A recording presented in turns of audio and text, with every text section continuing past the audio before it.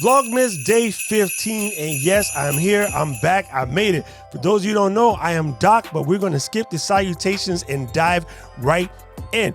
I normally tell people when you're making a video and something happens and it's a little bit off, don't explain it, just go. But this one might be a little weird. I might sound a little funny because I bit the living, I bit the living that out of my tongue because I slipped and fell, bumped my head, had to go to the hospital, get everything checked out. But good news is I'm fine.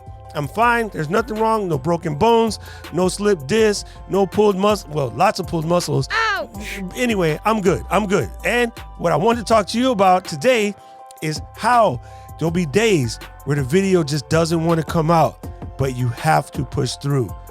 Yes, it will be hard. And there'll be days where everything's going to hurt, but you have to push through. Sometimes in that pressure, sometimes in that challenge, you'll push through and you'll make one of your best videos. If you watch creators talk about it, they'll tell you their best videos or their most heartfelt videos come through on the days where they just had to put it aside and push through. There's a saying, you have to pay the cost to be the boss.